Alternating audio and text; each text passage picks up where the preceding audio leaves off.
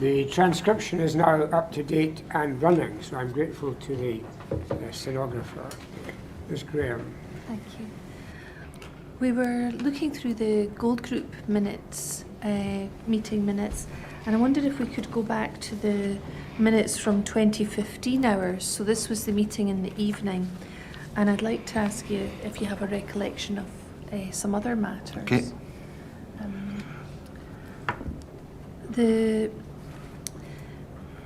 If we could look at page 2, I'd asked you about agenda item 3 and the task. I'd like to move on to number 5, please. And this relates to family concerns. And initially there's a discussion regarding Chief Superintendent McEwen. Yeah. He had attended with the family. We've heard evidence about that on the 3rd of May. And there's a discussion about McEwen and Shepherd attending at the home address of next of kin. It was a highly charged environment, deceased partner Colette and extended family within. And the family were concerned the early contact they had was purposely vague. They were unhappy, they'd not been told anything about who contacted the police and ambulance. Chief Superintendent McEwen provided them with an understanding of events, discussed the role of PERC and reassured them it would not be P Division officers investigating the incident. And then the task was family crave reassurance and are asking about witnesses, etc. They do not wish anything publicised until they inform deceased mother, who's in London. And then if we turn the page, you'll see that this item continues. Discussion that the police didn't know whilst Colette was at the police station. There's an initial decision to have Police Scotland flows, but now hand over to PERC flows for arrangement to gain entry to house of deceased, recollecting belongings for child. Discussion initial contact on phone from PERC. Chief Superintendent discusses family desperate to know about post-mortem, and also arrangements on having them conveyed to mortuary in Edinburgh. And then tasked to address all family issues raised. Now I know your role was to facilitate what PERC needed, as they had primacy of the investigation. Do you remember that being part of the discussion, the family concerns? I do remember concerns from the family. Not specific concerns, but I was aware the family had a number of concerns, yes.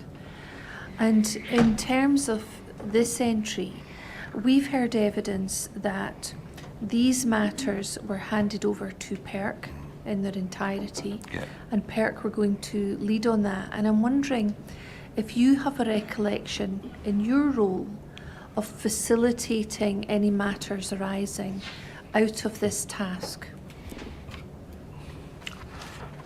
No, I don't have any recollection around the family concerns I had, or us being involved or being asked by the PERC to carry out anything in relation to these concerns. I don't.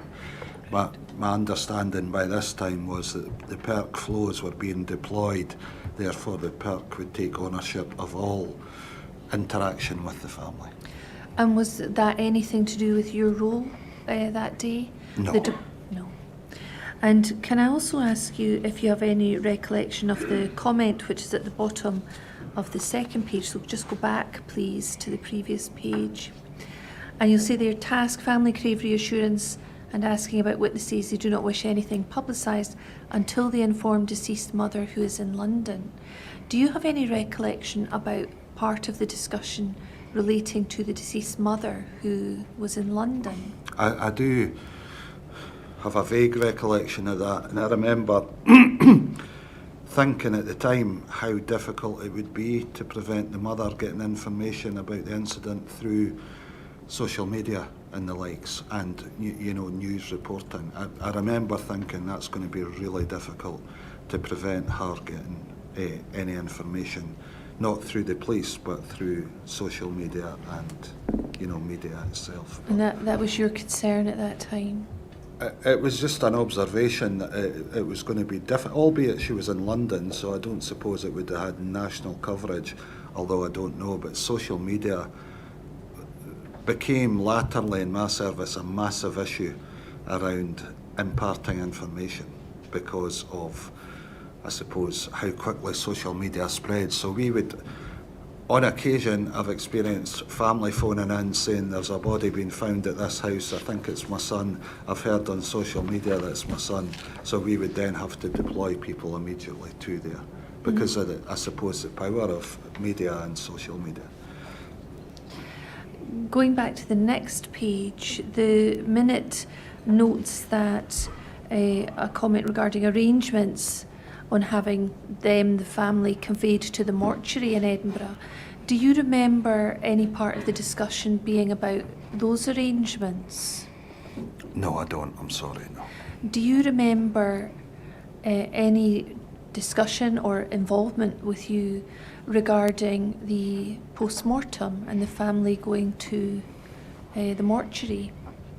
No, not the family going to the post-mortem or transportation, no. By that time, that wasn't my, it was the park's responsibility. I did attend the post-mortem along with the park, but that was part of the handover, I suppose. But around facilitating the arrangements for the family to attend the mortuary, I had nothing to do with that. Can you tell us what normally, what arrangements would you make in relation to families attending the mortuary as an ISIO? It would be done through the family liaison officers. So the family liaison officers would, under normal circumstances, pick the family up and take them to the mortuary to facilitate the identification of the victim before the post-mortem took place. So a pathologist wouldn't start the post-mortem until a member of the family had identified the individual, if you like. So that would be the role of the flows. If the family wanted to transport them or make their way themselves, then the flows would be there to meet them. But not under normal circumstances, the family liaison officers would take the family to the mortuary and be present when the family identified the victim and then take them back to their home address. In terms of the arrangements for this family, that wasn't anything to do with you? No. Thank you. Can I move on then, please, to the 4th of May? Could I ask you to look at some briefing notes? We've looked at these previously, and it's, as I understand it, PS 00784. We'll have these brought up on the screen. And you'll see that this is a document typed up. The briefing notes, as they're called, the first ones are 10 o'clock on the 4th of May 2015. And it was a briefing chaired by Detective Superintendent Campbell. There's no list there of who was present at that. From your recollection, do you remember if you were there? And we can show you more of the notes on the screen if that would assist.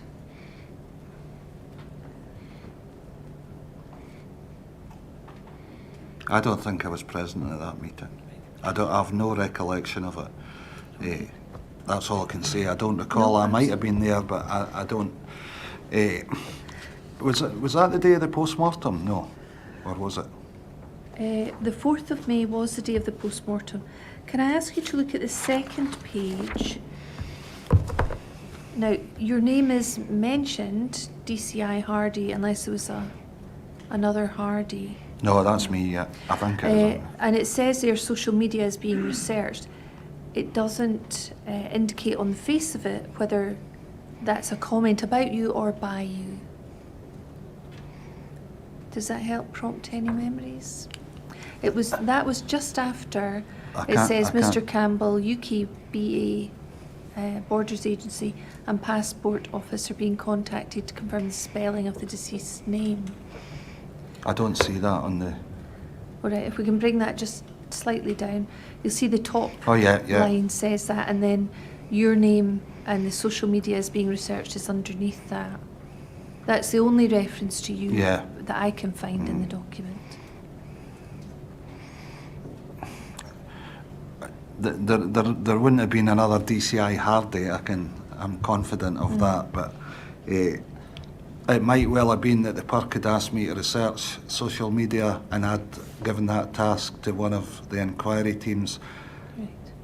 I'm sorry, but I don't have a recollection of doing that. But you know, if that's what the minute says, I'm pretty sure that would be me that's been referred to, but I don't recall it. I'm sorry. Not at all. Can we then move on to the? We'll stick with the 4th of May. So understand there was another Gold Group meeting at 12:30 that day. So we'll just move away from these briefing notes initially, and if we could look at the Gold Group meeting minutes, PS 03161, and you'll see this bears to be a minute from the 12:30 hours meeting on the 4th of May. Yeah. And there's no reference to who was present at that meeting, as there have been in other minutes we've looked at. Do you remember if you were present at that meeting? No, I don't remember. The only thing I would say is, if that was the day of the post-mortem, the chances are I would be in Edinburgh because I was attending the post-mortem, but I don't have a recollection of that meeting. Right. If we look at page 2, actually, this is part of agenda item 3, which relates to the investigative process, and it's named as being discussed by a DI, Stuart Wilson. Right, okay. Do you remember him? Yes, yeah.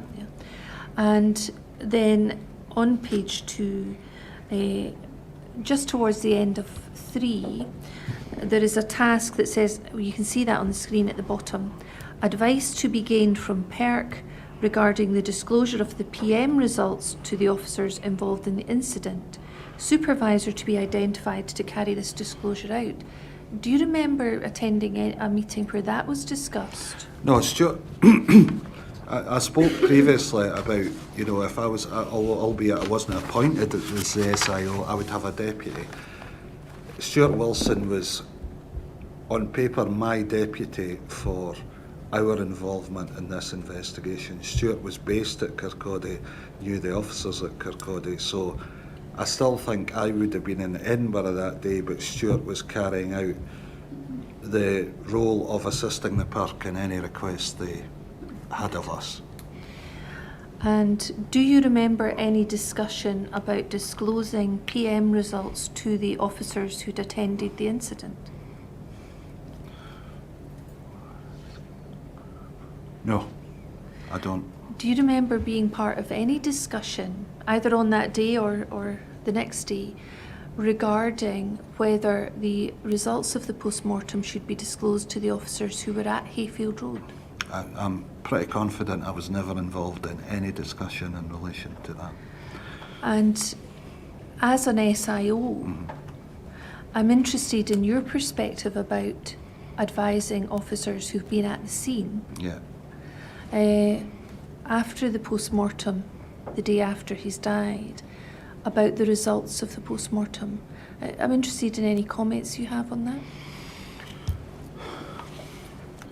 I think it would be unusual, but if there was a request from the officers, you know, if it was a traumatic incident that they attended, and if there was a request from the officers to find out the result of the post-mortem, once the result is determined, I wouldn't have an issue. I've never ever been involved in an incident where the police have asked if they could be informed of the result of a post-mortem, but I wouldn't necessarily, you know, sometimes it's about the officers being able to deal with, they've been involved in an incident which has led to the death of an individual. They might want to know, to reassure themselves or others, what the result of the post-mortem had been, but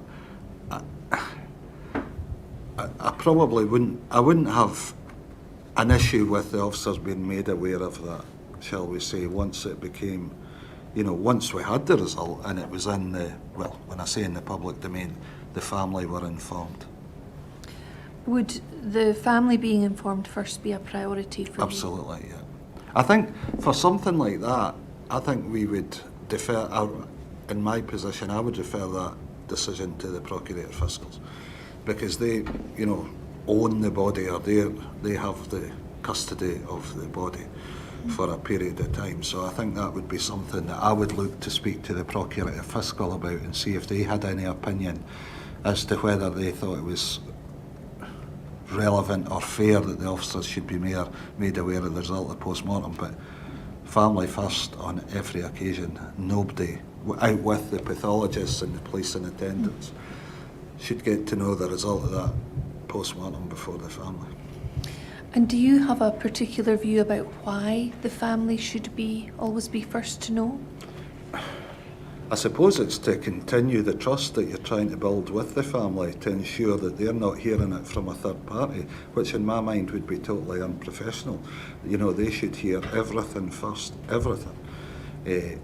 And then if they hear it from other sources, that's fine, but to maintain that trust that's hopefully been built between the police and the family, all the information they get about the investigation should come from us.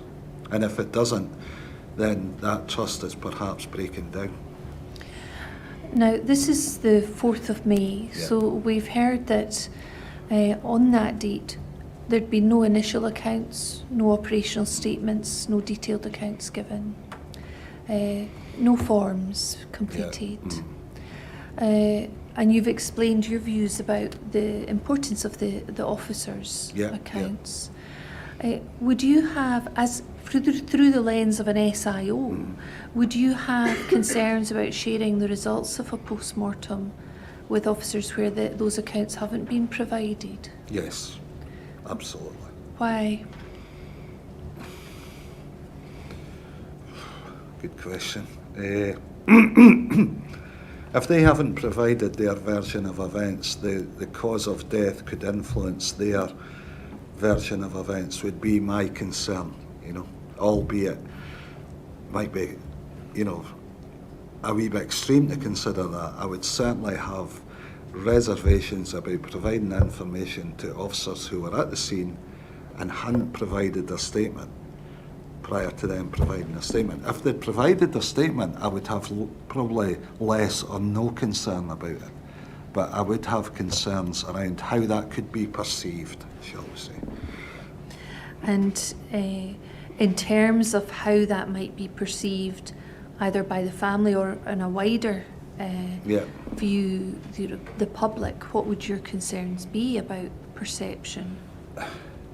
My concerns were, and I'm talking about the officers not providing statements and other issues, where it's adding fuel to the conspiracy, or it's adding fuel to the fire of some type of, maybe conspiracy is the wrong word, some type of cover-up, if you like. You know, I think it would be difficult for members of the public to understand why these officers hadn't provided statements 2 or 3 days later into the inquiry, and all that does, in my opinion, you know,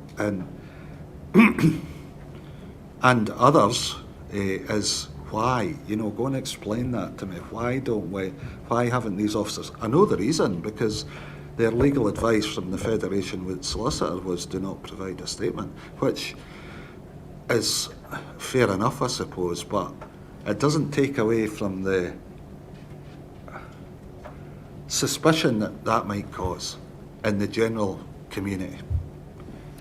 And in terms of, if we imagine you as SIO carrying out an investigation, what concerns would you have if suspicion is being generated in the community or with the family? How would that impact on your investigation? Massively. I think, you know, any suspicion towards an investigative team has to have a detrimental effect on the future relationship between the police and the family, but also the community. You know, how can we believe what you're telling us when you're saying that, you know, the most important witnesses to this have not yet provided a statement? Can I look again briefly at the briefing notes that we looked at? And if we can return to these, page 2 of 4, and you'll see halfway down that page, it says briefing 09:15 hours, the 5th of May, 2015. AM briefing Tuesday in Kirkcaldy, chaired by DCI Hardie. Yeah. Do you remember this meeting? Yes, I do, yeah. Tell us a little bit about this. You obviously chaired a briefing on that day. It was about moving forward, and it was about briefing the officers who were assisting the requests from the park to let them, and it's to save that confusion and ambiguity about who's in charge here. So the briefing was to update officers from Police Scotland as to what our role was as this investigation progressed. And I think at the start it refers to, the primary investigators, and were working under the instruction of the park. And that was an instruction from the Procurator Fiscal, David Green. And after that, it's just, giving them an update as to what we were dealing with and as to what the park expected of us. And what it was, I suppose, expected of us by way of service in the park investigation. Who was present at that briefing?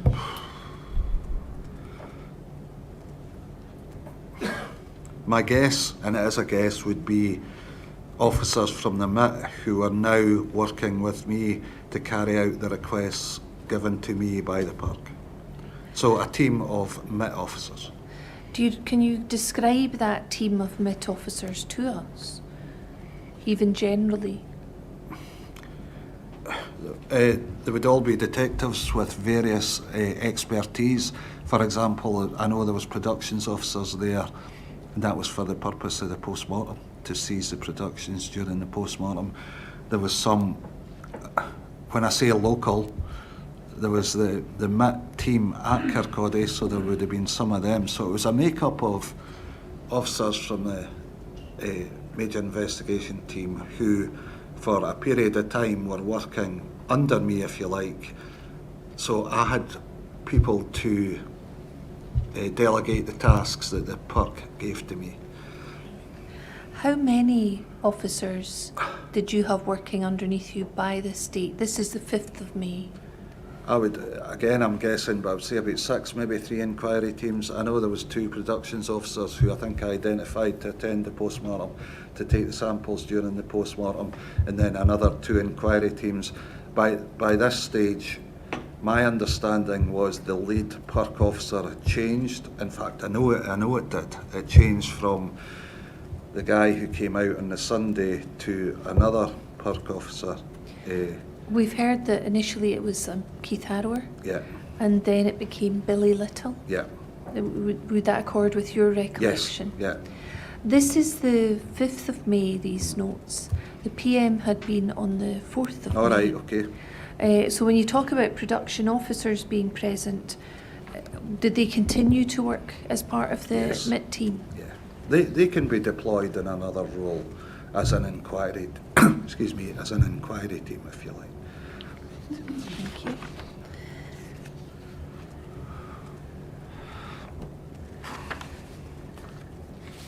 I'd like to briefly look at a memo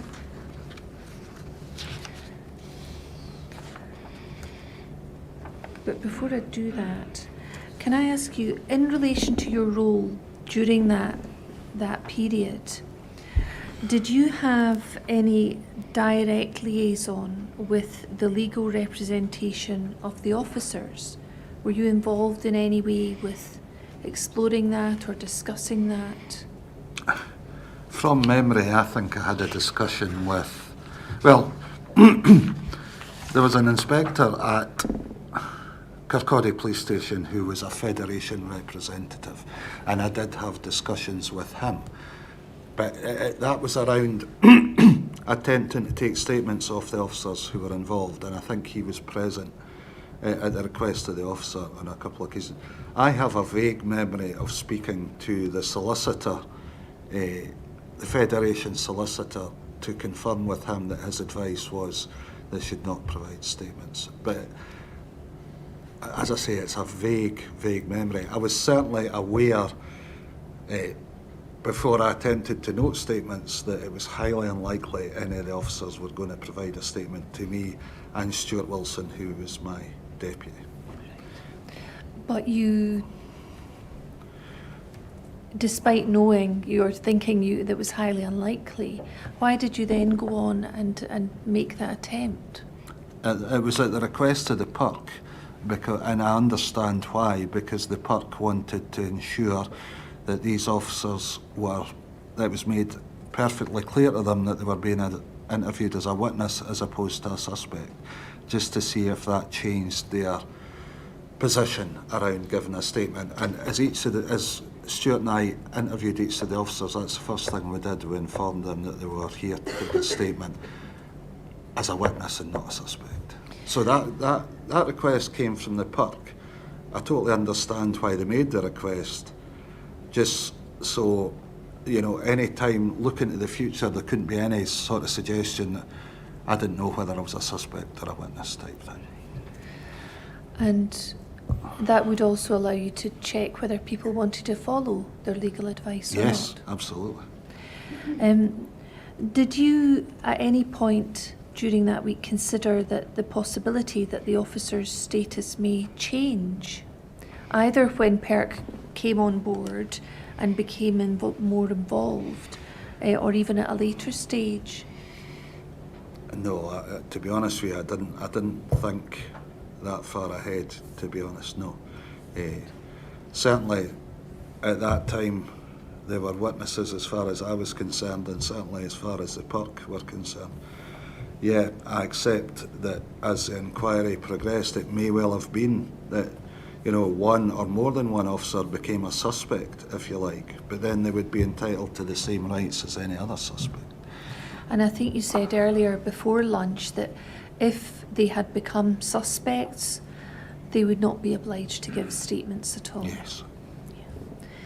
Thank you. Can we move on to Thursday the 7th of May, please? And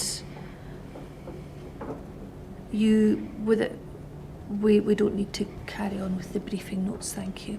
Now, there's reference to this in your operational statement.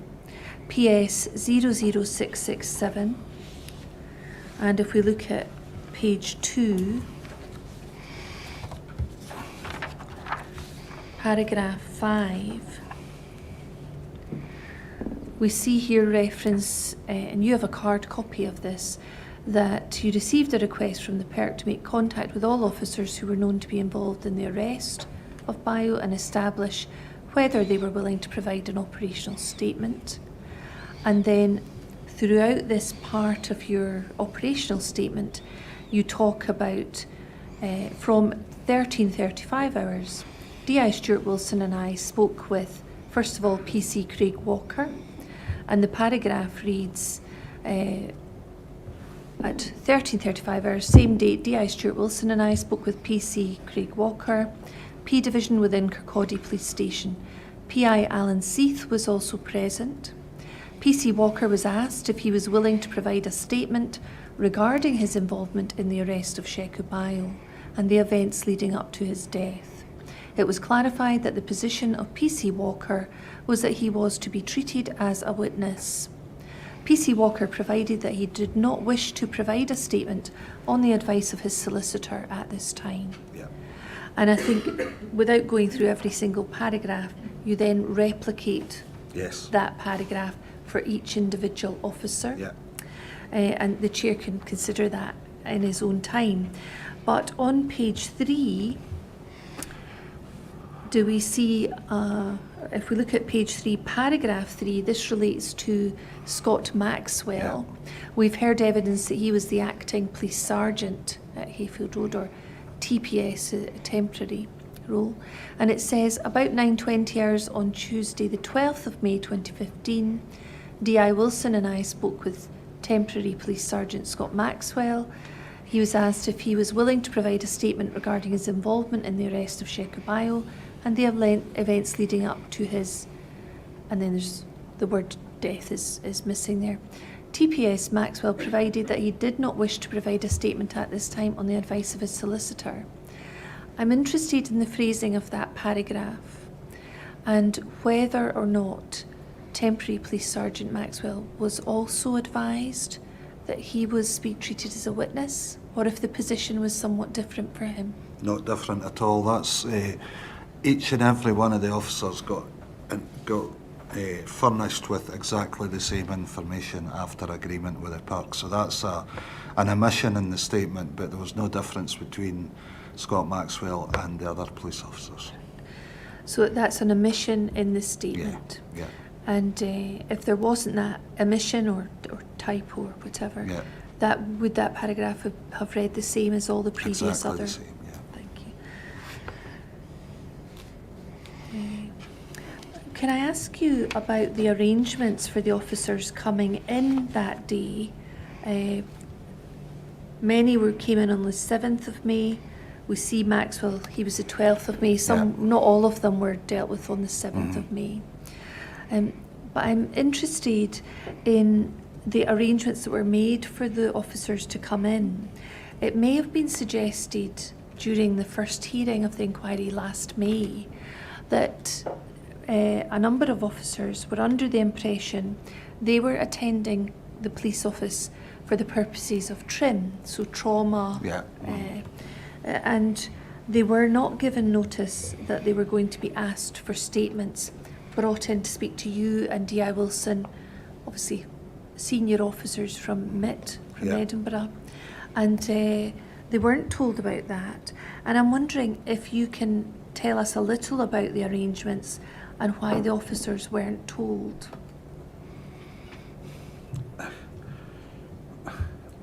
I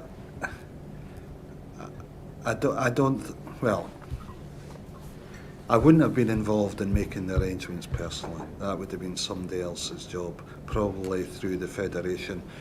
The person referred to there, Alan Seath, I think it is, was the Federation representative for that area, and I spent a lot of time with him.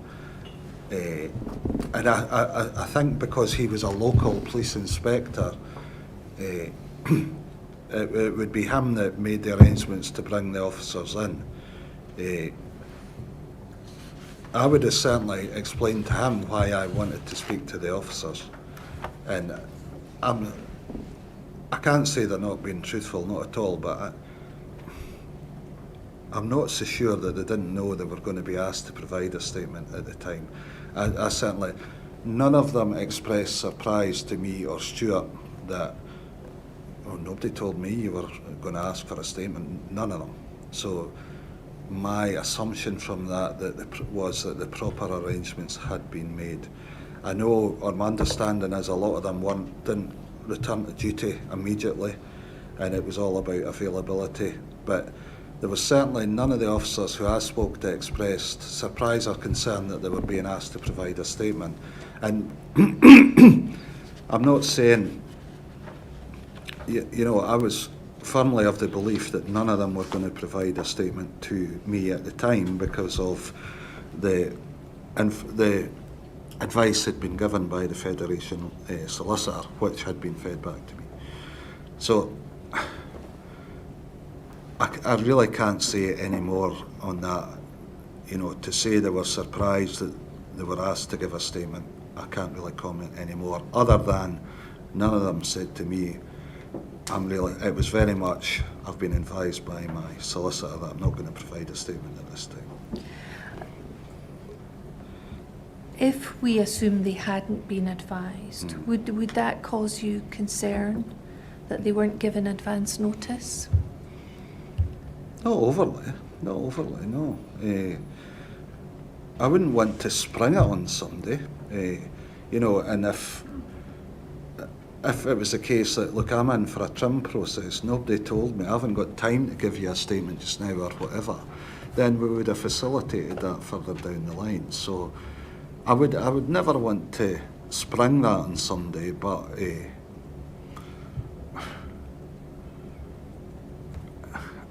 I'm not sure I can say any more about that. I don't, my memory doesn't serve me overly well around specific arrangements, but all I can say is I know 100% sure none of the officers expressed surprise that they were being spoken to by me and Stuart, DCI and DI, with the hope that they would provide a statement. All right, thank you.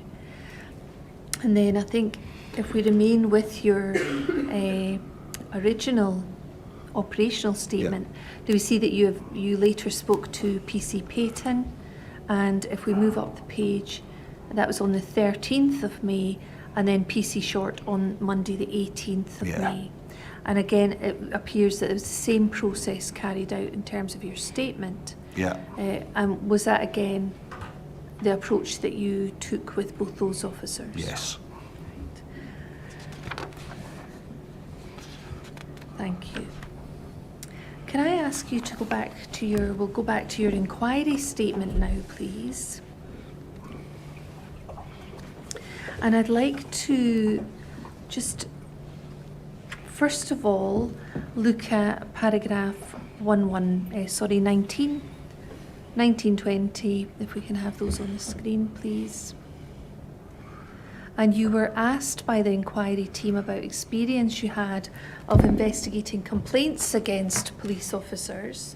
Yeah. And you explained that as an inspector, you were routinely allocated complaints against the police, and you worked in the counter-corruption unit as a DI. I think you mentioned that actually before lunch, for a couple of years, and that during that time you investigated allegations of criminality against police officers. And then you mention in paragraphs 20 and 20, if we look at 20, first of all, you do comment, if I have been asked if race was a factor in any of these previous investigations, and you investigated a number of ethnic minorities in relation to criminality, and you comment about that. And then at 21, you talk about being involved with an incident of a black male who was arrested when you were a sergeant who made a complaint against you. And you carried out an investigation and reported the complaint that had been made against you. It wasn't made against me, it was made against the officers who dealt with him. Sorry, I've misread that. I was involved with an incident of a black male who was arrested when I was a sergeant, and he made a complaint to me, not about me. Sorry, I've misread that. That he'd been arrested purely because he was black and it was racist. So it was a complaint about racism by a gentleman made to you. Yes. About another officer. Yes. Or officers. About the officers who arrested him. Thank you, I apologise for saying okay. that. I am interested now if we could turn to paragraph 98.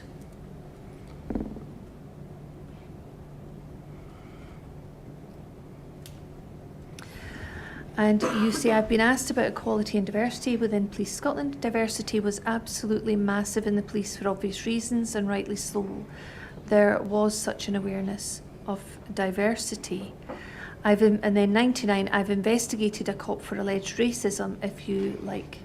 So, but you know, gone were the days that people were reluctant to come forward and make any form of complaint in relation to mistreatment or any influence of racism. People were coming forward left, right and centre, and rightly so. The canteen culture, if you like, had gone. With, I would have to say, unfortunately, the odd exception, but generally speaking, because of the massive training programme, and if we could move down the screen please, that was undertaken, and the diversity courses that I attended and others were so impactful. So I'm interested in this aspect of your inquiry statement. You've talked about investigations that you've conducted. You've mentioned counter-corruption unit and a specific example. And then in this paragraph you talk about the canteen culture having been gone. Could you explain first of all what you understand as the canteen culture? Yeah. Comments, it became known as a canteen culture because, generally speaking, officers, constables if you like, had their lunch separately from supervisors. So I was a supervisor for most of my service, but generally speaking, any sort of inappropriate, I'm talking about sexism, more than racism, to be honest with you, sexist behaviour towards female police officers the ones that were reported when there was no supervisors present, I suppose for obvious reasons, because the individuals concerned wouldn't behave like that when a supervisor was present, because there's more likely they would be taken to task by the supervisor, if you like. So I've always said, you know, in my service, I'm not convinced I've ever witnessed racism, sexism or whatever, but because I was a manager, a supervisor, that perhaps doesn't suggest that it wasn't going on. It's just that it never went on in my presence, because I would absolutely challenge it at the very least, or report it if it was serious enough to report. Right. So you think that perhaps other officers, whether in a canteen or otherwise, would feel more able to say things along those lines if you weren't present yourself? Or any other supervisor. Or any other. Yeah. Not in all. I mean, not in every police station on a daily, you know, a daily occurrence, but I've no doubt that it did happen. But as I say, the massive training programme we undertook around not just racism, diversity, you know, and treating everybody fairly, it had a huge impact on the culture within the police, without a doubt. When was the massive training programme? I can't remember. A long time ago. I remember attending diversity training when I was either a sergeant or a PC, so you're talking about going back, you know, a number of years. And the comment here that you make about gone were the days when people were reluctant to come forward and make any form of complaint in relation to racism. People were coming forward left, right and centre, and rightly so. Can you give us some understanding of what you mean when you say left, right and centre? I think, you know, comparing the past with the present, female officers, ethnic officers would allow, you know, comments which were maybe on the edge or not, or inappropriate, they would let it pass. Where I think because of the campaign we went through, the advertising campaign, the posters on notice boards, that message of reassurance that if you come forward, you'll be listened to, and we'll do something about it. We started anonymous reporting, if you like, so people didn't have to put their head above the parapet. They could actually report something anonymously, and we had a process that allowed us to investigate that, if you like. So I think we just moved, the organisation moved on, as I'm sure all organisations have. And there was a realisation that these comments, although they should never have been acceptable, were certainly not acceptable now and would be challenged, and the person would be taken to task. Do you remember when the facility for anonymous reporting came in? No, I don't. But I worked in the counter-corruption unit, and we had it then. So we would, when I worked in there, we would get what you would call an intelligence report. And we employed Crime Stoppers to provide that facility to us, so that whoever phoned, it's like whistleblowing, if you like, whoever phoned that line could remain anonymous, and they wouldn't be speaking to a police officer, they would be speaking to an employee. Crime Stoppers would note the detail and then report it to us in the counter-corruption or professional standards department, and we would investigate. Is counter-corruption akin to professional standards? Similar, yeah. Counter-corruption's investigating criminality. Professional standards is more about misconduct and discipline type things, but they're they're the same department, if you like. Right, thank you. Can we look at this paragraph? You've talked about, in light of the previous paragraphs I looked at and this paragraph, you've talked about carrying out investigations where there's been allegations of racism. And I'd be very interested in hearing about how you go about investigating a situation or a complaint where there has been an allegation of racism or racial discrimination or something along those lines. What sort of steps would you take to investigate that? The same steps you would take investigating any allegation. There really is no difference, other than in incidents like this, it might be about having to spend time with potential witnesses to offer them the reassurance and understanding that by coming forward they're doing the right thing, if you like. And you know, a lot of people would have reservations about coming forward, but so you might have to spend time with a witness just reassuring them that they're doing the right thing. There's protection's probably not the right word, but there's support and mechanisms in place, and just to offer that reassurance that to come forward and actually put your name to a statement was the right thing to do to root these type of things out.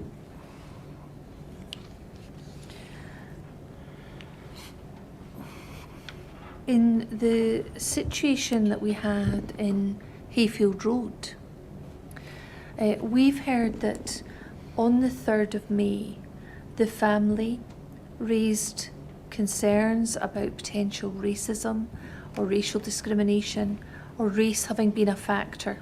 Yeah. And there was mention of events which had prior to the 3rd of May taken place recently in Baltimore and other matters along those lines. In terms of investigating those concerns or those allegations, was there anything particular that you as an SIO know you could have done on those days in relation to investigating those concerns that had been raised?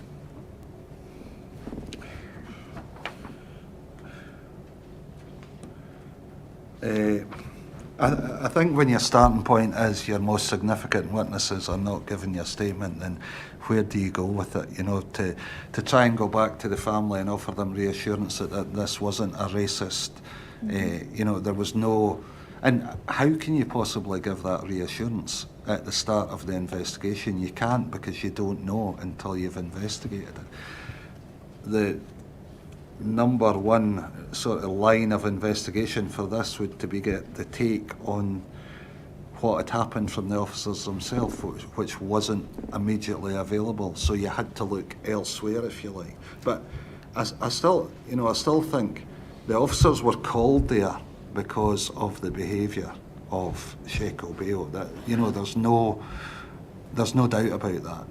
It didn't happen upon him, you know, in the street. They were called to him because of his behaviour, and I think it would be dangerous to lose sight of that as well. I know that's probably not the best of answers, but it's all I can. No, absolutely not. Happy to hear all your answers.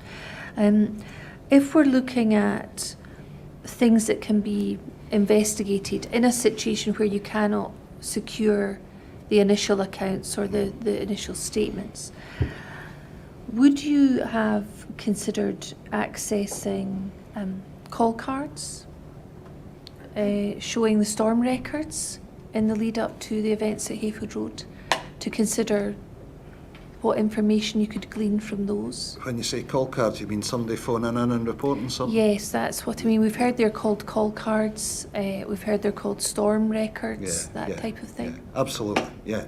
Look at the history of, you know, Sheiko's house, if you like, to see if the police had been called there previously, to see if there was any evidence of allegations of racism. That would be a routine.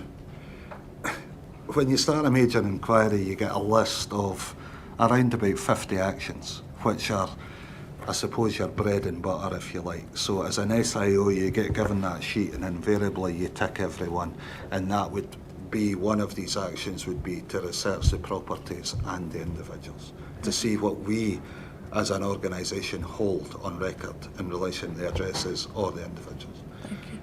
Would you consider looking into the records of the officers themselves who attended the scene? Disciplinary misconduct, any records? At some point down the line, yeah, you would have to. I think you would have to, yeah, because it's information that may or may not be relevant to the investigation, but yes. And in these circumstances, yes. And when you say somewhere down the line, do you have in your mind a time scale?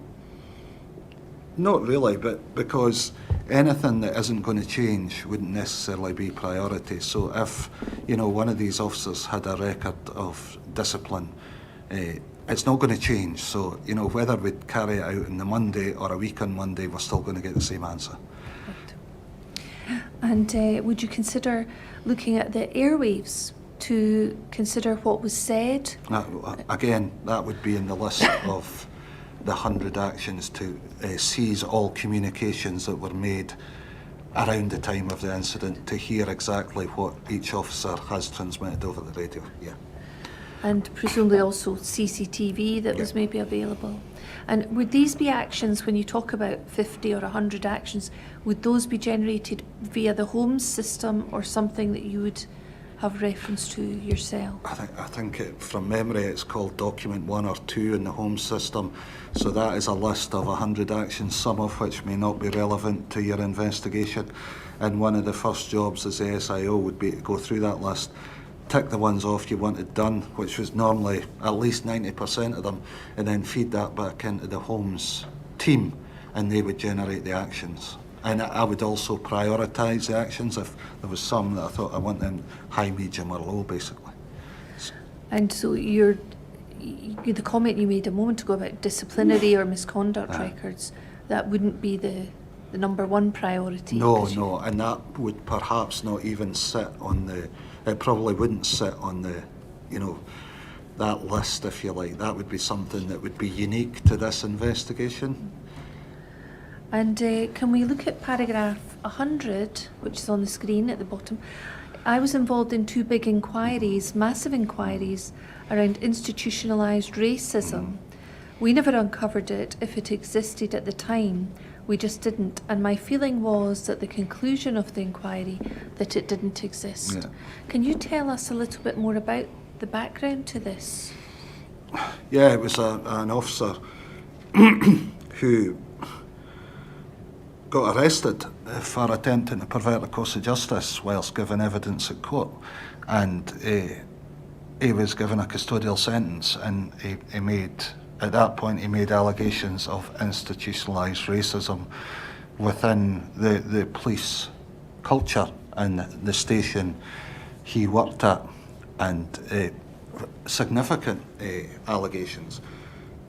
I was part of the investigation in relation to that allegation, and like I say in my statement, I mean, that was an investigation I worked on for a number of weeks, months, and we never ever got any corroborative evidence of the officer's allegations.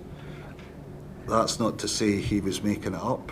What I'm saying is we never managed to capture corroboration of his allegations. And were these allegations by other officers of racism shown towards this individual who made the complaint? Yes. Yeah. And you said that you were involved with 2 big inquiries. Were they in relation to separate matters, separate allegations, or were they both in relation to this one individual? Both in relation to the same, yeah. So there was an investigation around him and the fact that he was given a custodial sentence for perjury, and he then made the allegations of institutionalised racism, which we investigated as well.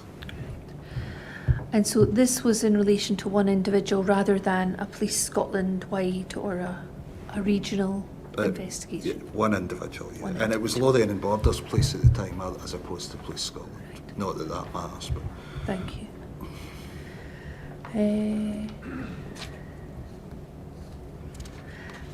Can I just ask you 1 or 2 final questions? You've talked in paragraph 58, if we could go back to that as at 3rd of May, I think you've given a comment earlier that I'm interested in whether you'd had any formal training on race in relation at the point of 3rd of May 2015. Sorry, can you say that? So had you had any training specifically about race Yes, up to yeah, the 3rd yeah. of May? You had? Yeah. Do you remember anything about that or the impact it had on you? Yeah, I do. I remember it. I remember it well for a number of reasons, but yes, yeah. Do you want to tell us what the reasons were? I can. It involves, I suppose, racial speech. Right. Not particularly bad, but it's one of the many things that stuck in the mind of my training. Right. And when you talk about racial speech, we've heard evidence about comments being made regarding Mr. Bybee in the size of a house, or that type of thing, being a very strong individual, a very large individual compared to others. We've described that variously as a sort of potentially racial, stereotypical language. Is that the type of speech that you're talking about? I would never ever describe him as the size of a house. I would describe him as a very, very fit individual. To me, the size of a house is somebody who's overweight, if you like. But no, I would never describe him as that. What I'm talking about is a reference to Chinese people, but referring to them as a shortened version of Chinese. And it's something before my training I was guilty of myself. And my young daughters used to refer to Saturday night being chinky night because we had a Chinese meal. And I always thought it was a reference to a Chinese meal. And there was a Chinese lady attended at the diversity training and spoke about being referred to in that manner. And the reason I refer to this is my daughters were young at the time, 9-year-old, 6 or whatever. And when I finished the training, I went back and said to them, look, you don't refer to them with that name, and you don't refer to Saturday being Chinky night as Chinese night. And I always use it as an example of if you can educate young kids at that age to stop using that word because it's offensive to others, although it was never meant towards a Chinese person, then it's pretty easy to educate everybody else to do the same thing, in my opinion. And so the education that you received, although you were an adult, that had an immediate impact on your own behaviour. Yeah. And I would never ever refer to Sheku as being, he was a fit, strong, very much in shape guy, if you ask me.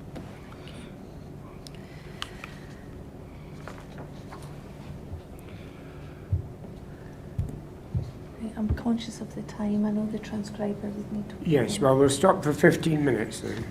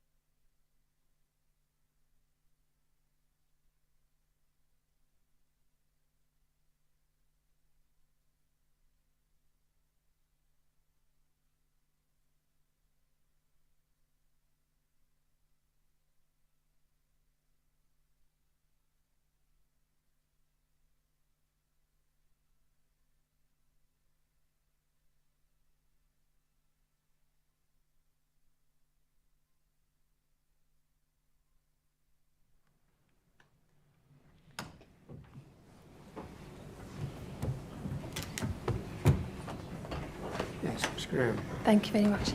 I have two final matters. Can we go back to paragraph 100 of your inquiry statement, please? And I've already asked you about this, and this related to your investigations into what's described as institutional racism.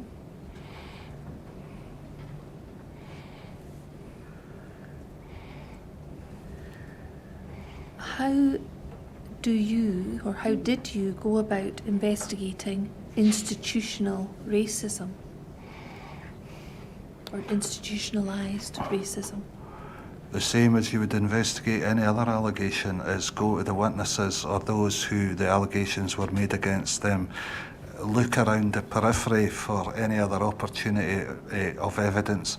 I mean, these allegations were all about verbal comments, if you like. So, you know, forensics, CCTV. Well, CCTV could come into it, but they were very much historical. So it was really all about interviewing witnesses and going beyond that, you know, interviewing people who may have been present, who were not necessarily. So, for example, this one, the guy made allegations at a particular time. Somebody made some comment to him. We would then identify those who were on duty at the time and go and interview them and find out if they heard the comment or if they are aware of any, you know, inappropriate remarks or comments made towards this individual. So it would be very much not a fishing exercise, but you would go out there and speak to as many people as possible to try and get corroboration of the allegation. Thank you. And then at paragraph 102, I asked you, this says prior to 25th May, if there was racism in the workplace, there were processes in place to report this. I mean, anybody could report.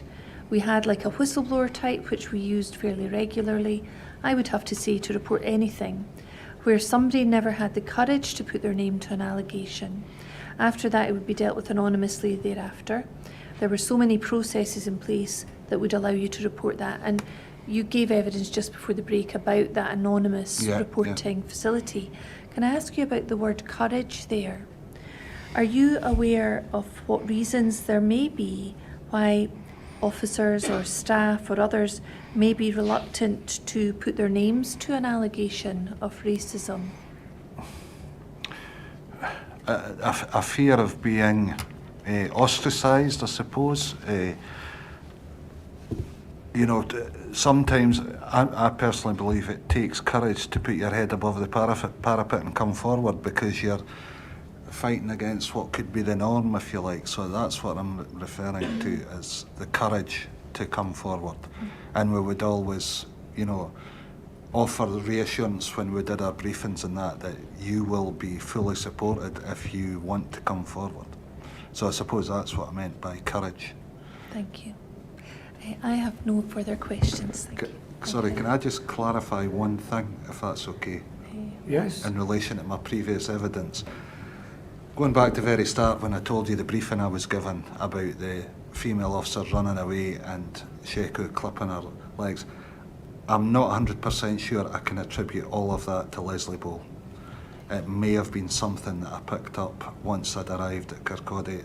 I think it would be unfair on her, you know, to say that she told me. She definitely gave me a briefing, and she may well have told me exactly as I described, and she certainly told me most of it, but the bit about the female officer running away and having her heels clipped may have come from somebody else once I got to Kirkcaldy.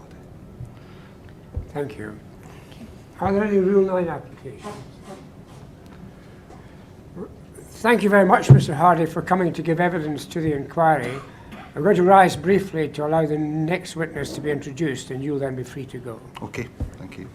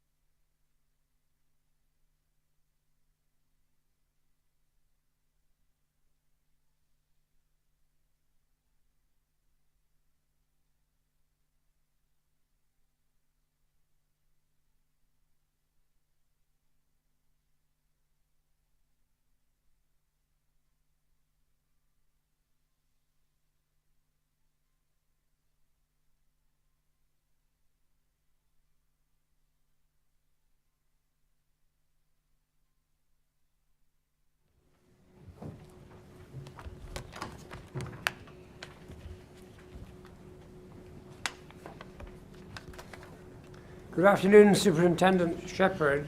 Will you say the words of the affirmation after me? I solemnly, sincerely and truly I solemnly, sincerely and truly declare and affirm declare and affirm that I will tell the truth, that I will tell the truth, the whole truth, and nothing but the truth. nothing but the truth. Ms. Graham. This witness is going to be taken by Malerna Jr. Ms. Thompson. Ms. Thompson. Thank you. What is your full name, please? Nicola Shepherd. And I understand that you're a superintendent with Police Scotland. I am, yeah. May I ask your age 48, and your year's police service? 29. Superintendent, there's a blue folder in front of you. If you open that up, you should find inside a copy of the statement that you gave to a member of the inquiry team. That's got reference 00261. If we can pull that up on the screen as well, please. And if we go to the very final page, we will see that you signed the statement on the 7th of February of this year. I did, yes. You'll see that on the screen your signature has been blacked out, but I think your signature's on the copy in front of you. And if we can go briefly to paragraph 63 of your statement, you say, I believe the facts... Sorry, do you have that? It's at the very end. Yeah. I believe the facts stated in this witness statement are true. I understand that this statement may form part of the evidence before the inquiry and be published on the inquiry's website. You should also find in the folder in front of you a copy of your operational statement. That's PS 00643.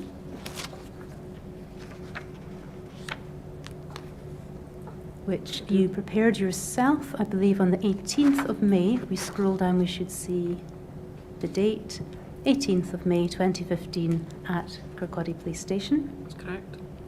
Leaving that to one side, you gave a number of statements in addition to your operational statement. A statement that you gave to the PERC on the 18th of June, that's PERC 00208.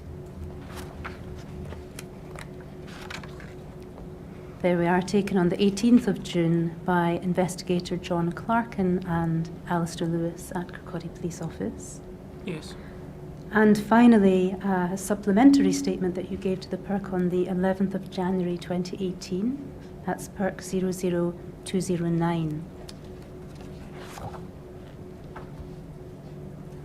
Noted on that occasion by Investigator Gary Sinclair at Police Headquarters. That's correct, yes.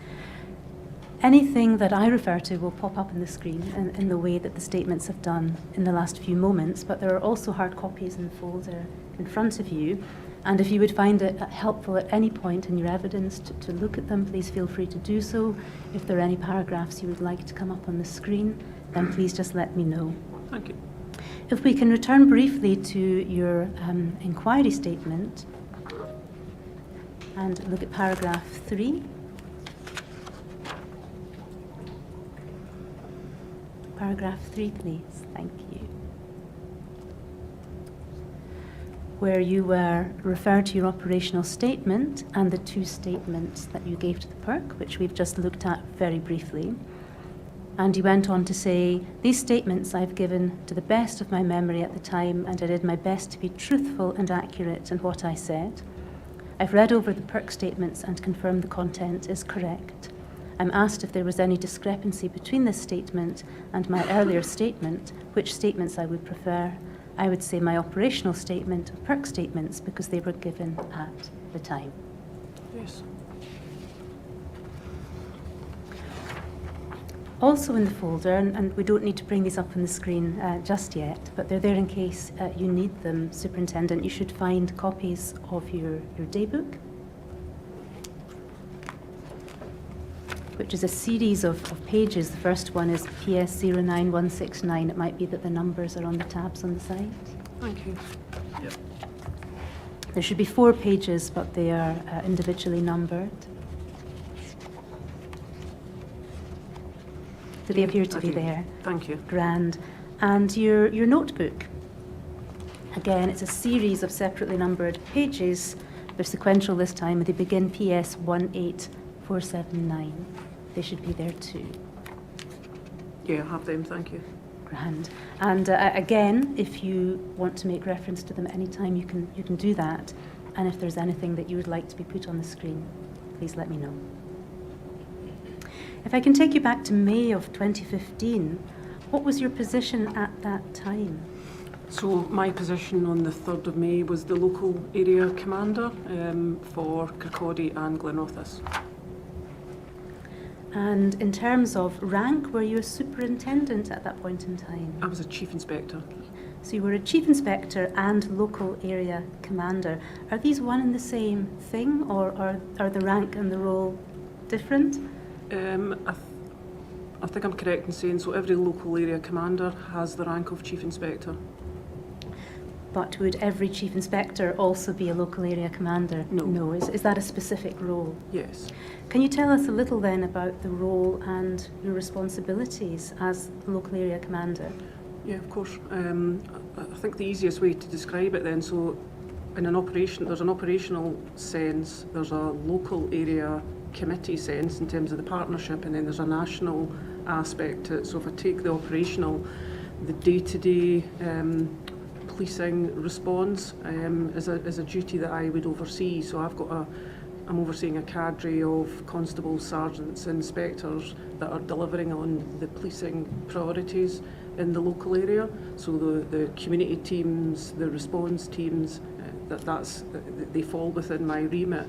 Into the local area, there's a local area committee that sits in terms of the partnership, so I'm the conduit for the local area partnership, so community safety, local authority, that's the kind of more strategic landscape that I'll operate in, and again delivering on those local priorities. So Kirkcaldy would have a local plan in terms of priorities for Kirkcaldy, and then nationally, clearly the force, prior to Police Scotland, Fife Constabulary had priorities for Fife and then obviously Scotland, so I'm the conduit for national priorities. So I suppose I'm the most senior officer in an operational sense at Kirkcaldy Police Office, and I'm overseeing the deployment of staff, how we perform against those both very local, those partnership priorities, and also those national priorities. Thank you. If we can perhaps go to your statement and the inquiry statement, that is, and look at paragraph 6, where you say a little more about your role back in 2015. I'm asked about the remit of my role as at 3rd May 2015. As the local area commander for Glenrothes and Kirkcaldy, my remit was to oversee the delivery of our local and national policing priorities, as you've just explained. I was responsible for the operational delivery of policing in both areas, and that included the deployment and coordination of resources and generally managing overall performance in the area, which again you have explained to us.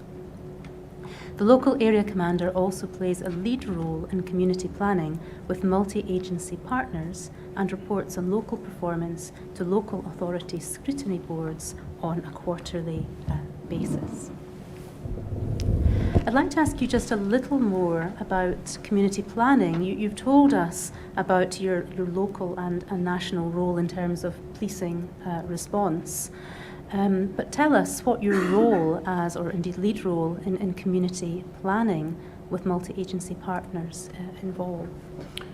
So in effect, the Kirkcaldy had a local plan. So the service leads across local authority, health and social care, we would collectively come together to look at what the priorities are for Kirkcaldy as an area. So there's local coordinating groups that sit at a senior partnership level, looking at everything from educational attainment to health to unemployment. So the police play a significant role in that partnership. So the role of the local area commander will be that service level manager with the equivalent partners within the local area. So we all coordinate and share resources and assets to deliver on the priorities for Kirkcaldy. Not always policing priorities, but they should complement one another. So that's probably the community planning role, but it's a statutory role as well. If we can scroll down a little to paragraph 7, please. You explained that in terms of the incident itself on the 3rd of May, my duties were to effectively continue to perform my role as local area commander, but with the additional responsibility to monitor community impact as well as the impact on staff. In addition, my role was to ensure we were able to continue to provide a policing service to the communities in the Kirkcaldy area and a visible and responsive police service. So I'd like to ask you some questions about the additional responsibilities that you took on the 3rd of May. You mentioned there being an additional responsibility to monitor community impact as well as the impact on staff. So let's begin with community impact. What is community impact?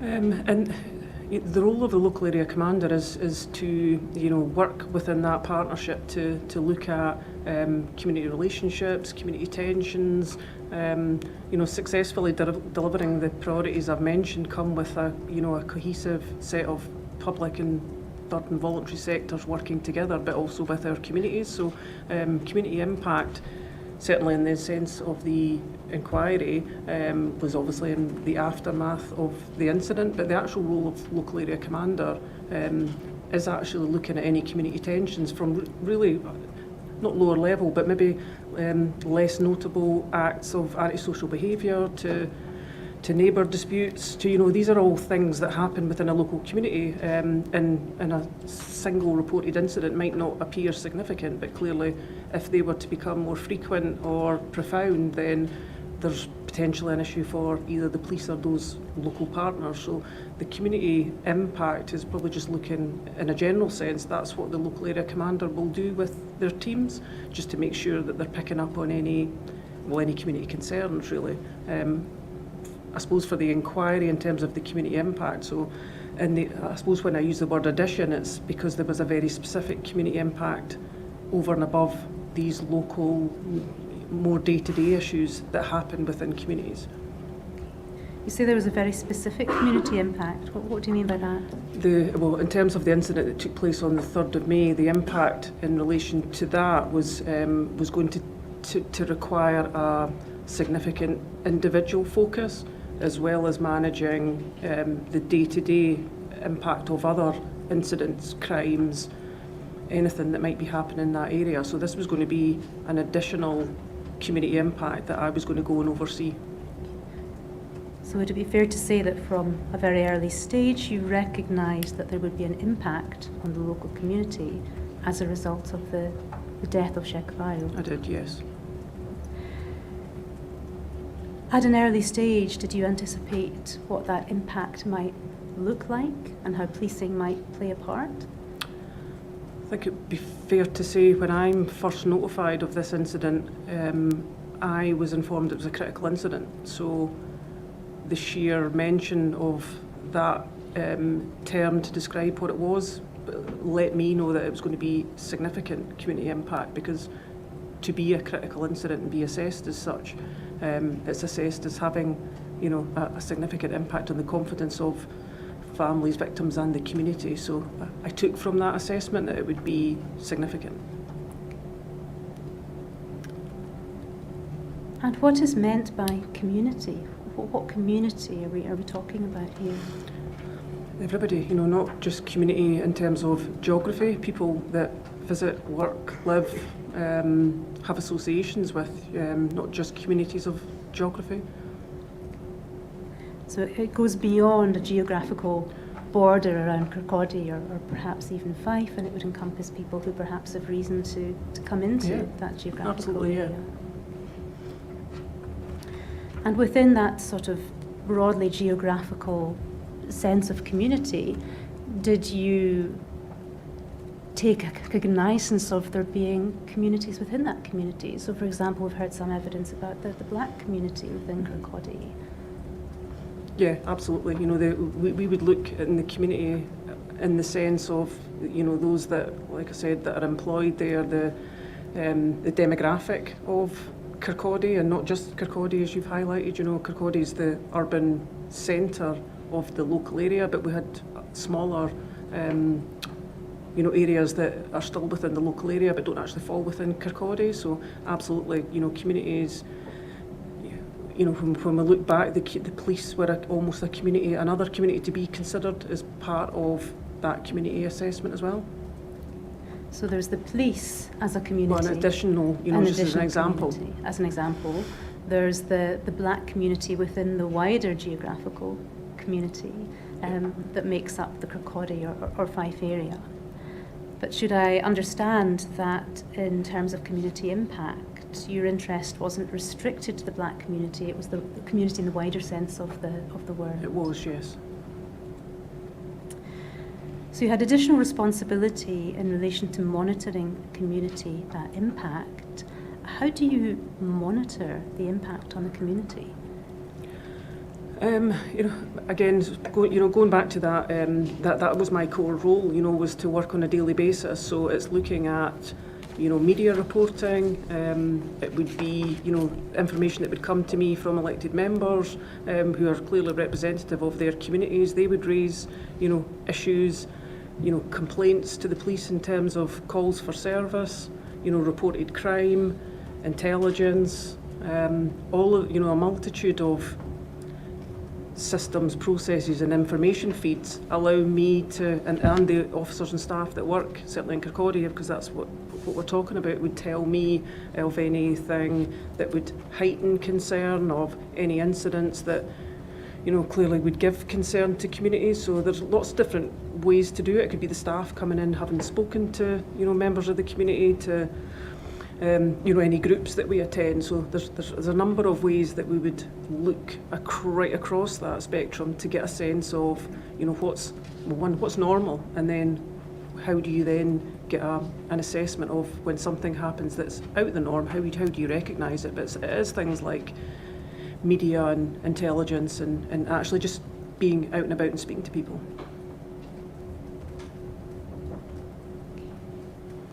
Let me ask you a few questions about those different strands across the spectrum, as I think you described them.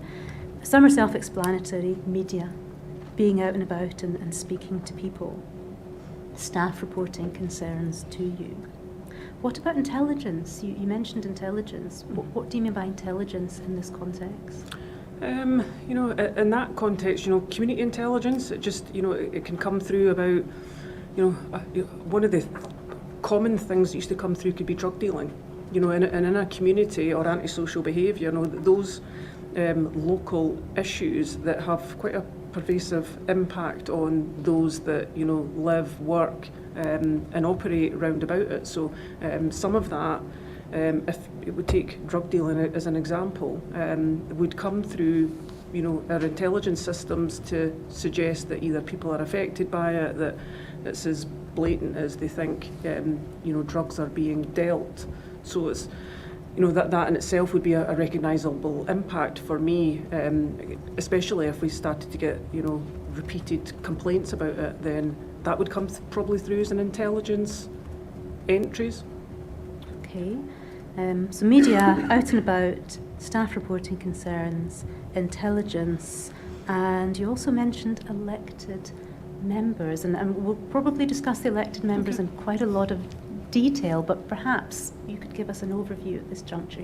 Who are these elected members? Okay, again, they're a broad selection right across, a range of political parties that sit, in each local area. So the police, and certainly my role within Kirkcaldy, I had regular contact with all the elected members, and ultimately, as a policing service, I would report to elected members via scrutiny on a quarterly basis. So they would, the scrutiny that sat certainly at Kirkcaldy would assess our policing performance against the priorities that I mentioned right at the start of my evidence. So the elected members would write or would contact me as the local area commander to say one of their constituents has an issue or a problem that they would seek police support for, or maybe question as to how something had been dealt with because it had been raised with them.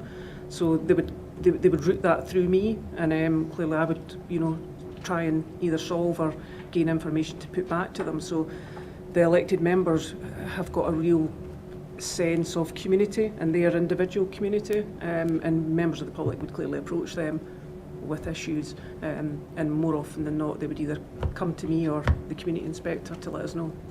You describe them as elected members.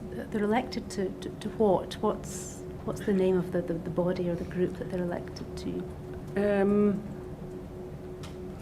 They're obviously elected to their ward areas, so a kind of, they're multi-member ward areas, so they're elected in as to represent that ward area.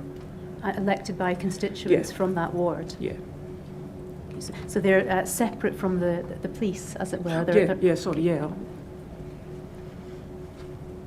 They're not elected to a group that is a part of Police Scotland in any way? No. So they're elected by their constituents for the particular ward in which they sit. Okay.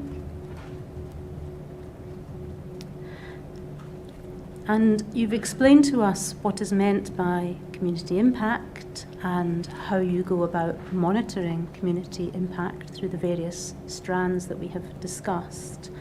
And in a very general sense, because we will explore this in your evidence, Okay.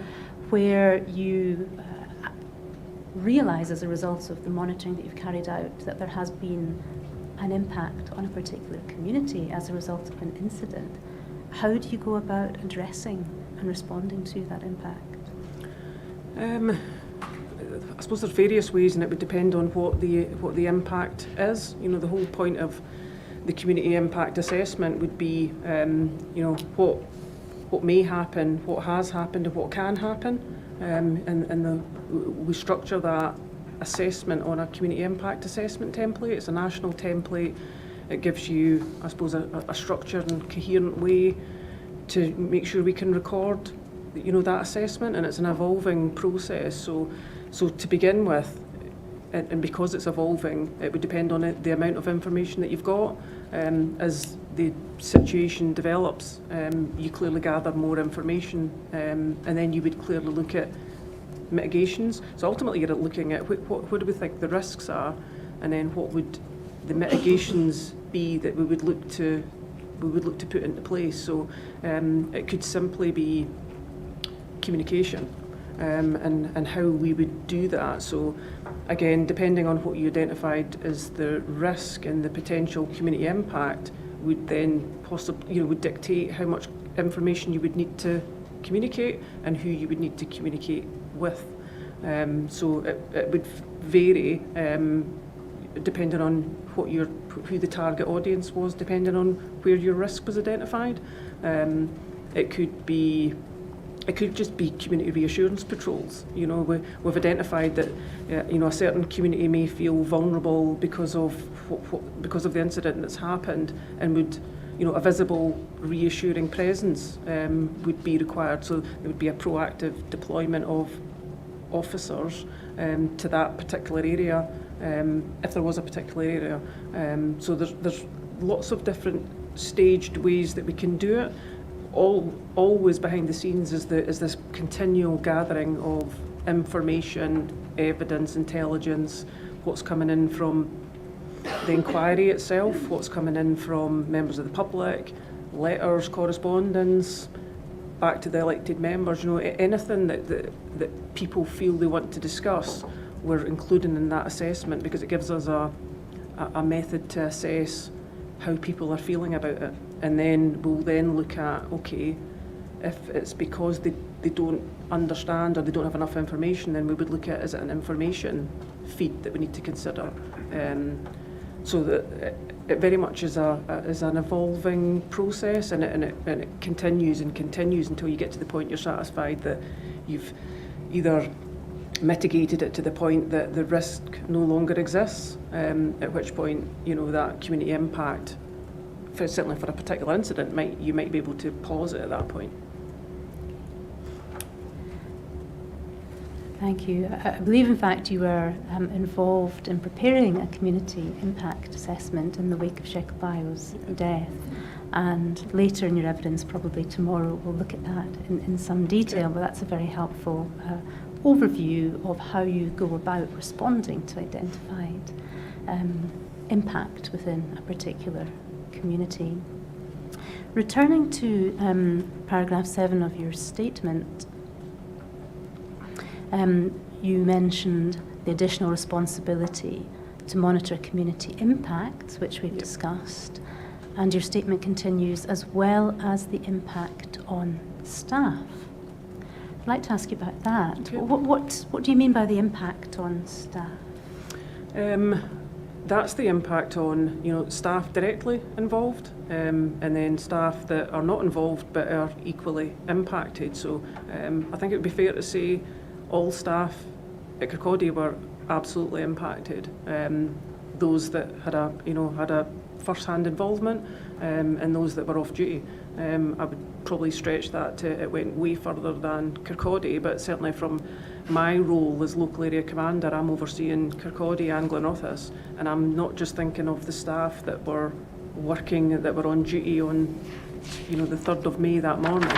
I'm thinking of how is this going to impact on staff that, you know, I'm going to oversee and task them to go and deliver policing services to our communities and to continue to respond to Treble 9 and you know, attend to people's needs. So I'm very conscious of the fact that they are going to be impacted by the events, notwithstanding that they haven't been directly involved to date. So the impact on staff was going to have to be all-encompassing. What did you anticipate that impact would look like? I'm not sure if I did anticipate. I think I've got enough service to know that like I say, those that weren't directly involved would be concerned about what they'd heard, and also concerned about what they didn't know, which in this case, you know, was significant because they clearly wanted to understand what had happened to their colleagues, what had happened in the incident itself, and then I'm sure as we'll discuss throughout, my evidence is that at times that wasn't possible. How do you monitor impact on staff? Again, it's very similar to how you monitor impact on communities. It's speaking to them. They have got representation through unions, our officers and staff. So you give them opportunities to, and an avenue to be able to raise concerns. More often than not, they'll voice concerns. They'll raise it through line management.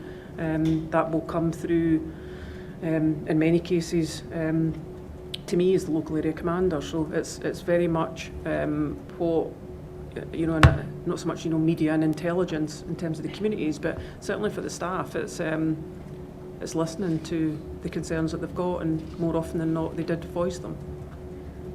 Where concerns are voiced, how do you go about responding to those concerns in a very broad and general way? Not in this case. In general? In general. I suppose depending on what it was. You know, sometimes people raise concerns in a general sense because they feel that they've you know, they maybe don't know enough about something or a particular subject or training matter. They'll raise concerns because they maybe would request more training in a certain aspect, or they don't have something that they feel would be helpful for their role. So, you know, you'll hear things from them individually, and you'll hear things quite regularly through their federation reps because, you know, they feed it in to say it might not just be in Kirkcaldy, it might be wider than that, and is there something that we can do to support them or assist them or make their job easier? So with both communities and staff where there has been a measurable impact, your response is going to depend very much on the circumstances and the concerns that are being fed back to you. Yeah, that's fair, yeah. Can we turn to paragraph 8 of your statement, please? Taking you back to the events of the 3rd of May 2015. I've been asked about the initial phone call from Chief Superintendent Gary McEwen at 9:30 hours on 3rd May 2015. As per my statement, I was informed of an ongoing incident in the Kirkcaldy area whereby a local man was deceased, having been involved in an altercation with police officers. Due to the potential impact and high-profile nature of the inquiry, I was asked if I could resume duty. I'm asked how I was appointed to my role relating to the death of Sheikh Bayo. Because it was a Sunday, I was off duty and due back to work on the Monday. The request to return to duty was in effect to resume my role as local area commander and take the lead on managing the community impact, lead on our local policing resource deployment, and ensure resilience to deliver services to the public in the area. If my memory serves me correctly, at the point I received the call, it had been declared a critical incident. I think that was conveyed in the telephone call from the Chief Superintendent. I recognised that by it being declared a critical incident, that it was assessed as likely to have a significant impact on the local community, clearly the family of the deceased, and the police officers and staff involved. I don't specifically recall any other details provided by Gary McEwen during that call, other than what is noted in my statements. So you were contacted at home when off duty at about 9:30 in the morning and asked to resume duty because of the potential impact and high-profile nature of the inquiry. That's correct, yes. In terms of the potential impact, you explained to us earlier in your evidence, and we see it set out in paragraph 8 here, that the incident had been declared a critical incident, and so you were anticipating a significant impact in the local community. I was, yes. You refer to the nature of the inquiry being high profile. By high profile, do you simply mean that it was likely to attract media attention? Sorry, did I say that in there, do I? Apologies. Yes, let me find it. Yeah, I do. It's the third or fourth line down. Due to the potential impact and high-profile nature of the inquiry, I was asked if I could resume duty. And I'm just wondering if you could explain what you meant by high-profile nature of the inquiry. Probably just as described, because it was described as a critical incident, and because it involved a death involving police contact, I knew it was going to be high profile. High profile in the media sense? Yes, and just in the community as well.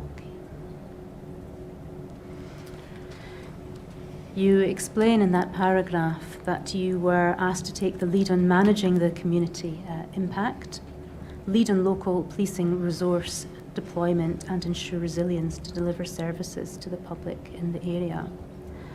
You've already explained what managing the community impact would involve. What would your role as leading on local policing resource deployment entail? So, in effect, that morning, the entire team that had been working that day had effectively been removed from operational duties. Clearly to facilitate the PIM procedure which took place. So, my role as local area commander is to ensure we have the right number of resources in the right place at the right time, with the right skills and training to deliver those services. I knew the impact on the resourcing because of the incident, because of the impact on that team of staff, and the fact that they would in effect certainly not be deployable that day. And I'm experienced enough to know I didn't think they would be back the following day either.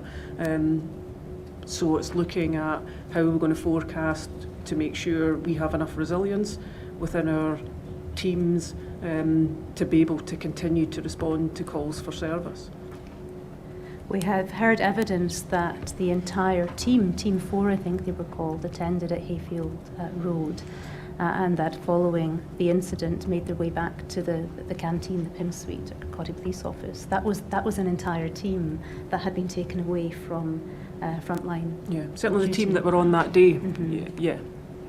So that's a team who wouldn't have been available to respond to, say, a 999 call in the area, something of that sort. So yeah. Was that the sort of a gap that you were looking to? Yeah. So to fill the gap that was left by them, and also knowing that the significance of the event would require locus protection points. It may require resources to be in terms of that community reassurance patrols. It was going to draw in a lot of staff, this inquiry, so it was starting to look at how resilient are we to continue to be able to respond, to give people their days off, to everybody, there was other incidents still happening at the same time, and it's just to make sure that was going to be one of my roles, is how are we going to deploy staff and continue to deploy them. So it was a question of replacing, for want of a better word, the officers who were now in the canteen, Team 4, not just for the duration of that shift, but you said from experience likely into the following day. Also ensuring that you had other resources to stand by loci and respond to other things that were going on in the community, and that task fell to you as well. In a wide sense, ultimately, I got help from other parts of the Division of Police Scotland to start looking at how do we draw on national resources to come in and help Kirkcaldy and Fife, because we were pulling resources in from other areas. So ultimately, I task that out and rely on other colleagues to come in and support me there as well. And again, in a fairly general sense at this stage, how would you go about drawing on those other national resources? Where do you look? Do you look to adjacent police offices or further afield? Does it depend on what capacity they have? How would you go about bringing in the resources that you need to Kirkcaldy? Yeah, we're blessed, thankfully, with a resource deployment unit that look at all, where all resources are of a day, and they clearly forecast months, years ahead at times. So thankfully, I was able to call upon resource deployment colleagues who will look at how our resources are positioned right across the country, call people out, adjust shifts. That's fairly routine in policing, if I'm going to be honest. But clearly, because of the number of staff that were involved, this was clearly more significant than just day-to-day sickness, absence, facilitating people go to court, so we've always got abstractions to certain events, but this was going to be more significant. So ultimately, what came out of some of the goal groups, when you start to see it as resourcing, and then we start looking at appealing and putting requests into our resource deployment unit, central function that looks at all the resources right across Scotland, we'll start pooling resources towards us, and then starting to look at Team 4, as were day shift that day, but they're supposed to be night shift in 4 days' time. So we need to start who's going to potentially, if they're not back, fill that. So we look at what national resources we've got, and we've got a coordination unit, thankfully, that came in to help me that day. So you deal with the immediate need in terms of replacing Team 4, also contingency planning into the future if they weren't back on night shift in a few days' time. As well as the additional resources that are required to be brought in to support the investigation. Yeah. You mentioned or used the word resilience in your evidence. Why is resilience in policing important in this context? I suppose it's important in terms of an organisational resilience.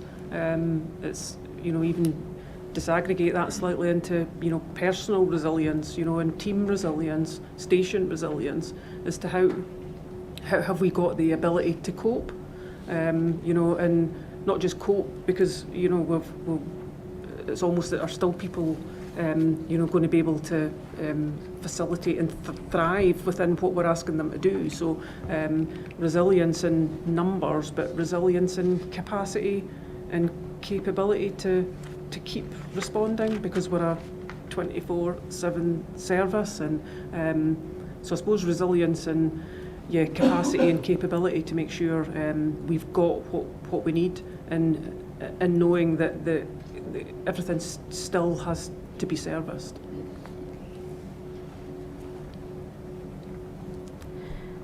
You say in paragraph 8, and have said in your evidence, that by being declared a critical incident, it had been assessed as an incident that was likely to have a significant impact on the local community.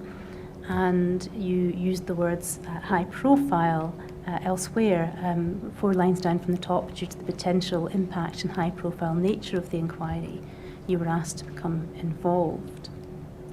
When we spoke earlier about the impact and high profile nature of the inquiry, you made reference to this being a death following police contact. Were there any other features of the case as known to you on the morning of the 3rd of May that made you think that it would be high profile and that there'd be a significant community impact? Yeah, it's clearly not in there, but I knew, because the Chief Super had mentioned that the deceased was black, the death in custody and death following police contact,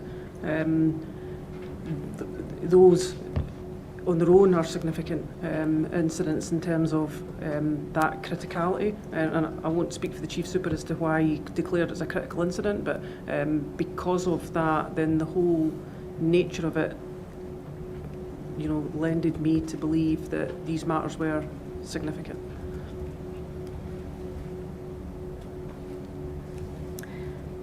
You've explained that you were recalled to duty, having not been on duty on the 3rd of May, and the phone call from the Chief Superintendent was about 9:30 in the morning. It was, yeah. At what time did you arrive at Kirkcaldy Police Office? I think between 10:30 and 11, approximately. We can scroll down to paragraph 9, please.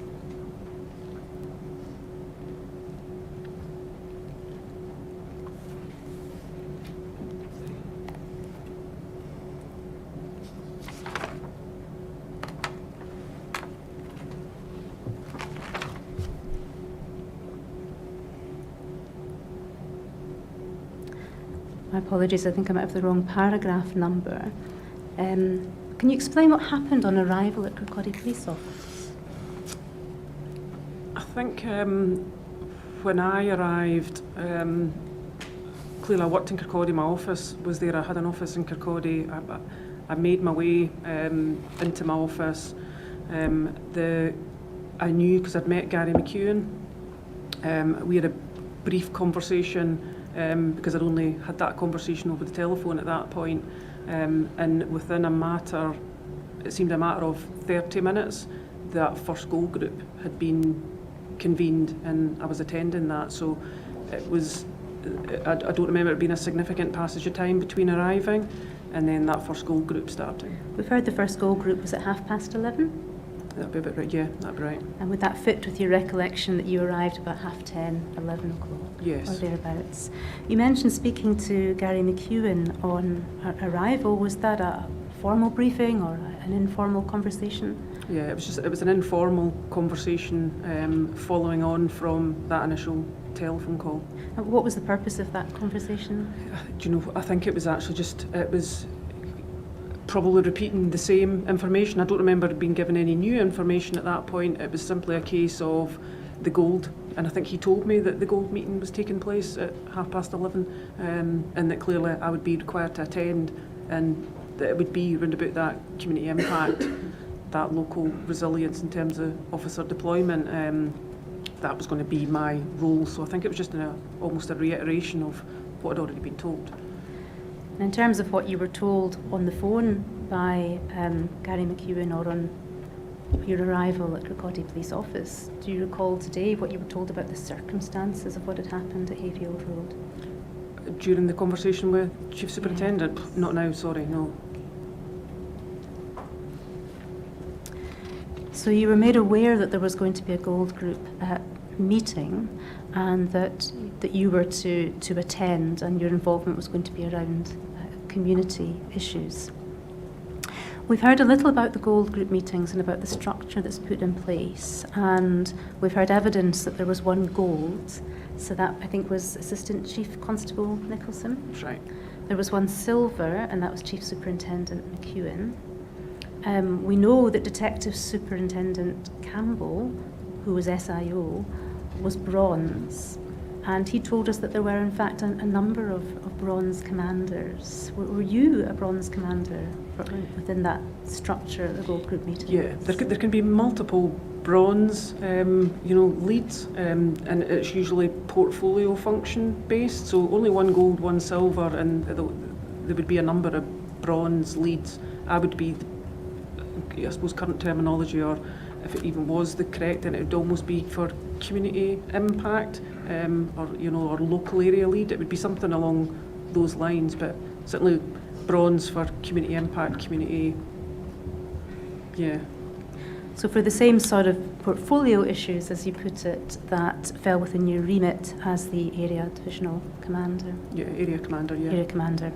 So you were made aware on arrival at Kirkcaldy Police Office that there was going to be a Gold Group meeting, and that you would be taking on that particular role, and we should understand that you were one of the bronze commanders for the particular portfolio that your work involved. Yeah.